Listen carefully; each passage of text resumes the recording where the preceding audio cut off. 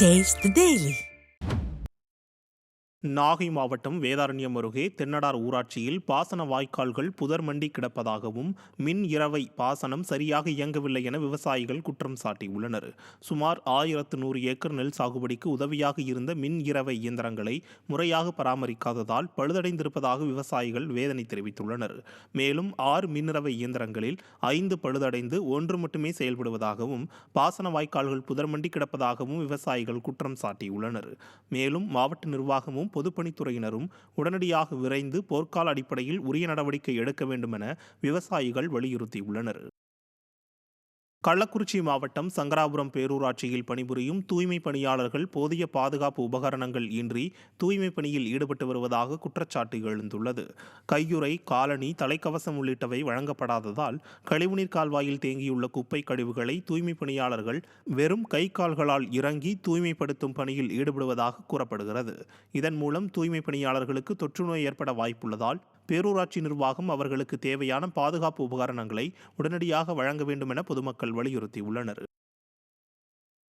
வேலூர் மாவட்டம் கேவிக்குப்பம் அருகே திருட்டு வாகனத்தில் வந்த இருவர் போலீசாரிடம் சிக்கினர். விசாரணையில் பள்ளிக்குண்டையைச் சேர்ந்த அருண்குமார் மற்றும் ஐதர்புரத்தைச் சேர்ந்த பிரவீன்குமார் ஆகியோர் பல்வேறு பகுதிகளில் 26 இருசக்கர வாகனங்களை திருடி பதுக்கி வைத்திருந்தது தெரியவந்தது. இதையடுத்து அவர்களிடமிருந்து இருசக்கர வாகனங்கள் பறிமுதல் செய்யப்பட்டன. ஸ்டாலின் ஆட்சியில் காவல்துறை முறையாக ரோந்து பணி மேற்கொள்ளாததால் கொள்ளை சம்பவங்கள் தொடர்ந்து அதிகரித்து வருவதாக மக்கள் வேதனை தெரிவித்துள்ளனர்.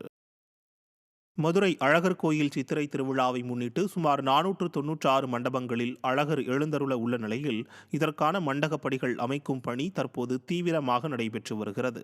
வரும் மே மாதம் 8ஆம் தேதி தொடங்கும் திருவிழாவின் முக்கிய நிகழ்வுகளாக 10ஆம் தேதி தங்கப்பல்லக்கில் கள்ளழகர் மதுரை புறப்படுதல், 11ஆம் தேதி எதிர் சேவை, 12ஆம் தேதி வைகை ஆற்றில் கள்ளழகர் இறங்குதல், 13ஆம் தேதி தேனூர் மண்டபத்தில் மண்டூக மகரிஷிக்கு மோட்சம் அளித்தல் மற்றும் தசாவதாரம், 14ஆம் தேதி பூப்பல்லக்கு, 15ஆம் தேதி கள்ளழகர் அழகர்மலைக்கு திரும்புதல் ஆகியவை அடங்கும். 17ஆம் தேதி உற்சவ சாற்று முறையுடன் திருவிழா நிறைவடைகிறது. இந்த நிலையில் 496 மண்டபங்களில் அழகர் எழுந்தருள உள்ள நிலையில் இதற்கான மண்டகப்படிகள் அமைக்கும் பணி தற்போது நடைபெற்று வருகிறது. திண்டுக்கல் மாவட்டம் பழனியில் இலவச வீட்டுமனை பட்டா வழங்கக் கோரி அகில இந்திய விவசாய தொழிலாளர் சங்கத்தினர் ஆர்ப்பாட்டத்தில் ஈடுபட்டனர். உபரி நிலங்கள் மற்றும் பஞ்சமி நிலங்களை மீட்டு ஏழைகளுக்கு வழங்கவும், இலவச வீட்டுமனை பட்டா வழங்கவும் கோரி திமுக கூட்டணி கட்சியின் சட்டமன்ற உறுப்பினரே கோட்டாட்சியர் அலுவலகம் முன்பு போராட்டத்தில் ஈடுபடும் நிலை ஏற்பட்டது.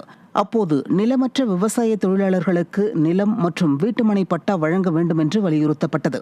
திமுக ஆட்சியில் கம்யூனிஸ்ட் கட்சியின் சட்டமன்ற உறுப்பினரே போராடி மக்கள் பிரச்சினையை எடுத்துக் கூறும் அவல நிலை ஏற்பட்டுள்ளதாக குற்றச்சாட்டு எழுந்துள்ளது.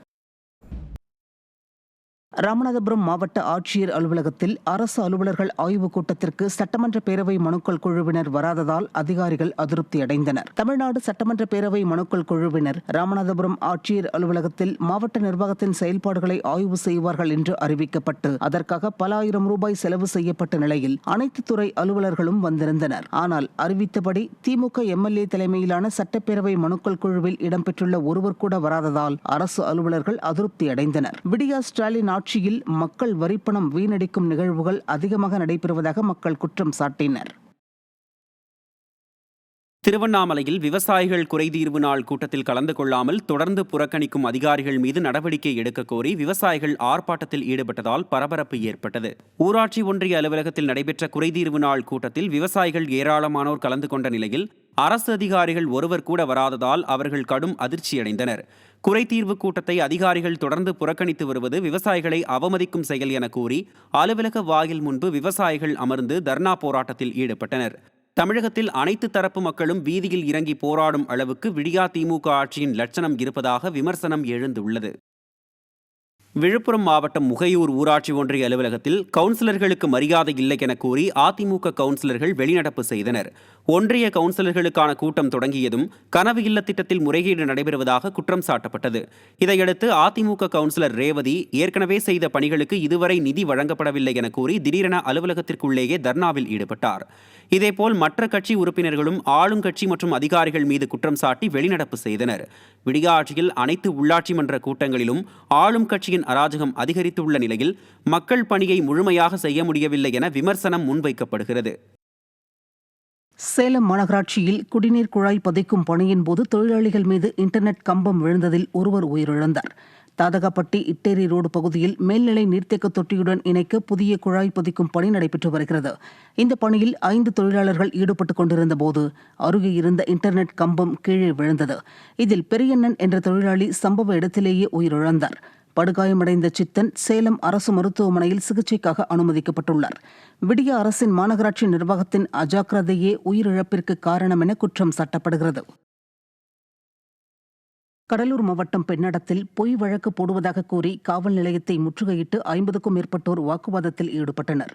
சோழன் நகரில் முன்விரோதம் காரணமாக சின்னராஜா என்பவரின் வீடு புகுந்து குடும்பத்தினரை தாக்கிய புகாரில் மணிவாசகன் தரப்பினர் 12 பேர் பிடிபட்டு தற்போது நிபந்தனை ஜாமீனில் உள்ளனர். அவர்கள் காவல் நிலையத்திற்கு கையெழுத்து போட சென்றபோது அதில் 2 பேர் மீது மேலும் ஒரு வழக்கு இருப்பதாக கூறி காவல் நிலையத்தை விட்டு வெளியே அனுப்ப மறுத்துள்ளனர். இதனை அறிந்த மணிவாசகத்தின் குடும்பத்தினர் 50க்கும் மேற்பட்டோர் போலீசார் ஒருதலைபட்சமாக நடந்து கொள்வதாக கூறி பெண்ணடம் காவல் நிலையத்தை முற்றுகையிட்டு வாக்குவாதத்தில் ஈடுபட்டதால் அப்பகுதியில் பரபரப்பு ஏற்பட்டது.